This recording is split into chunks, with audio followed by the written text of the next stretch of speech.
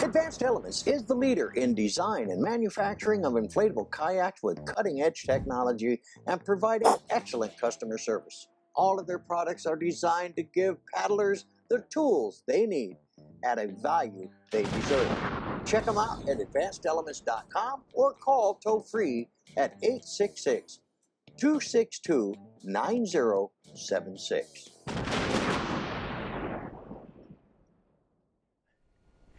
Hello, and welcome to Paddling Places, Florida. I'm your host, Mr. D. Hey, we are on a camp and paddle episode up here at Pellicer Creek at Faver Dykes State Park Campgrounds. Now, unfortunately, it is raining, but I'm going to get out there anyway. Just stop for right now, but the winds are running at 14-15 miles an hour, so I don't know how long I'm going to be out on the water, but we're going to do this and have a little fun. So let's get this thing in the water.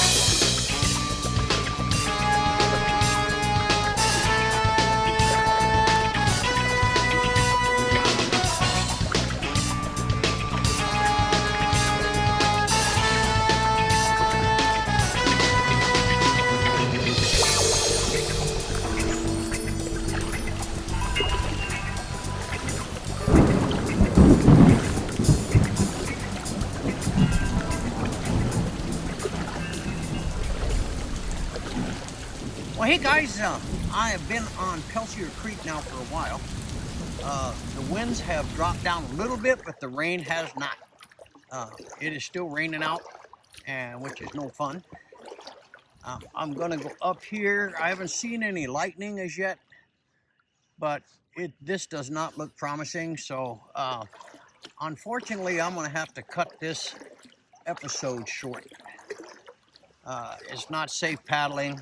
When I do get hit with the gusts of wind, it pushes me around quite a bit. And you know me, safety first, and that's what it's got to be. But I'm enjoying the paddle even though it's yucky and disgusting out. And I'm very, very disappointed that the weatherman lied again. But it's got some nice little trailways. Now I'm heading up towards Highway 95. I wanted to go the other way, but because of the winds, it just didn't make any sense. So anyway, I'm going to continue paddling. I'm actually shooting this off my cell phone now because my regular cameras had to be stowed because of the rain, because they are not waterproof. But we'll be back in a bit. Well, hey guys, we are out here on Pellicer Creek. It's part of the Florida paddling trails, and first off, the current is really strong, and so I had to change my plans. I'm going upstream now. I was going to go down to Prince's Place, but that's changed. So I'm actually going upstream, and it just got done raining on me. The winds are right now have finally calmed down a little bit, but I get gusts of 15-20 miles an hour. So it kind of blows me around a little bit. This is not a pretty day. I mean, I always say there's not a bad paddle.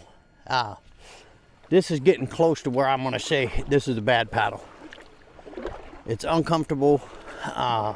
It just got done raining on me out here, and that's okay. You know, I'm good with it. So we're just going to continue up Pellicer Creek, and hey, we'll be back in a bit. The paddle is becoming a little more scenic. The winds, I'm either sheltered by this foliage or whatever, and the rains have subsided. So I'm gonna try to get some footage and see what we can do here. Well, hey guys, we've been on the Pellicer Creek now for a while, and fortunately the weather has, it hasn't cleared up, no blue skies, but the rain has quit and the winds have died down, which is totally awesome. This is kind of a very scenic part of this paddle. I mean, I'm loving this. Met a lady that owns that big house behind me, had a big osprey up in her tree. I got a shot of that, but I think the contrast is going to be too much for that one, so I don't know. But anyway, hey, now I'm finally enjoying this paddle. At least I'm not fighting the winds and the rain, and you can see the water has glassed out. So maybe the kayak gods are smiling on me and will let me make it to my destination and get back down. Now, the Pellicer Creek, it's got a pretty strong current. I mean, it's not crazy. I'm going upstream right now, but if I stop and stop my forward momentum, it'll push me back pretty quick. So that part's fun because I am going upstream, so when I come back down, it's going to be pretty awesome. So we're going to continue our paddle, guys, and hopefully I see the sun is trying to break through the clouds over there. Hopefully we can get somewhat of a sunshiny day after this morning rain has moved its way through. But again, like I said, the winds have died down. As you can see, the water is really calm. When I first left, I mean, it was chop out there. I didn't think I was going to get the paddle in. It takes a lot for me not to. But if I see lightning and there's rain and wind and stuff like that, it's just not safe, guys. Now, fortunately, there was no lightning. So I sat out the first part of the rain. The boat got wet, but I didn't. I sat in the truck. And then it kind of let up. Typical Florida. Wait 10 minutes, the weather will change. But as I can see right now, it is actually almost ideal conditions, except for the cloudy day. I'd like to have had a more picturesque video shoot for you guys to watch. But hey, it is what it is.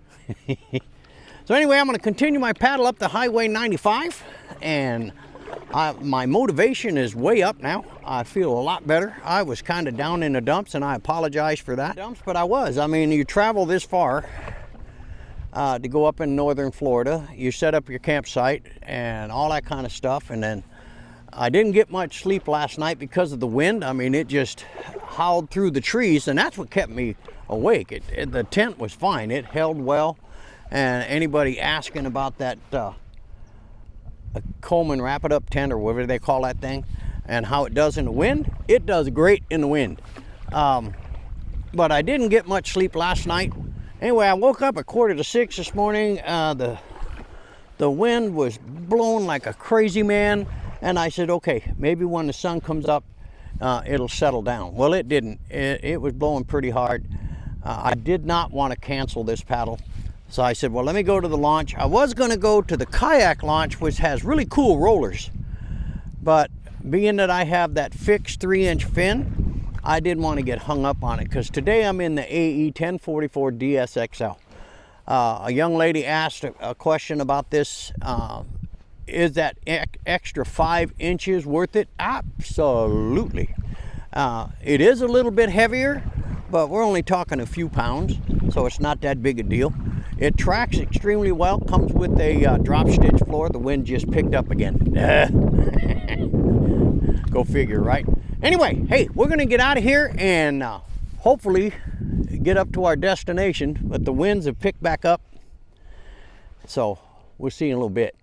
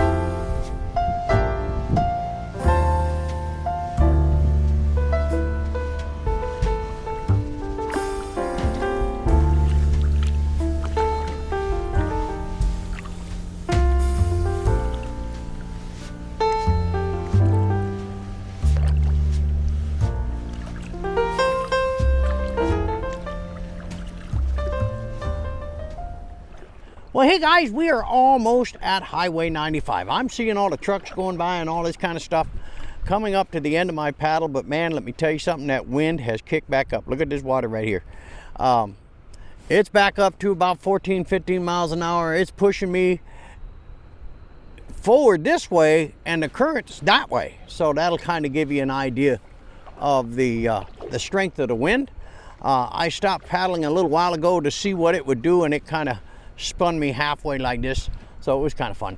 Anyway, fortunately the rain kind of let up, and which was great, because you never know about Florida weather. You might get some sprinkles, then that streak lightning hits and you got to be off the water, because I would be a target. And then as the rain was doing its thing, the wind dropped. Then the rain quit and the wind started back up again. So I don't get it. But anyway, we're able to get this paddle in, and I'm really excited about that. I didn't think I was, to be honest with you. We are up here in northern Florida, just below Jacksonville. Actually, we're about maybe 20, 30 miles from St. Augustine is where we are. Something like that, inland. So we're going to continue this. We're coming right to the end here, and we're going to turn around and fight this wind, because it's going to be right in my face. But I'll have the current on my side, so maybe it'll even out. So hey, we'll be back in a bit. Well, hey guys, I wanted to also jump in here as I'm heading back to the launch site. But anyway, I told a lot of you guys that I had this new camera, and it's called the Pocket 2. And it is the new version of the Osmo Pocket. All the footage you've seen today, except for the stills, all of the footage you've seen today was shot exclusively by the Pocket 2. Also the wireless microphone, which is sitting right here, really does a great job. I am totally impressed. That's why I was sure hoping for a more sunny day so I could get some better imagery, but hey, it is what it is. All right. But anyway, we're heading back down. It did get a little choppy over there, Highway 95. I mean, there was just an open port, nothing to block the wind. Here I've got trees, nature's canopy to knock some of this wind down, which is making it a little bit better to paddle. And also I'm going with the current, so that's helping me a little bit too. But the wind is kind of still rearing its ugly head, and the cloud cover is starting to pick back up again, so I think we're in for some more rain. So anyway, I'm going to continue to paddle, and I'll chat with y'all later on.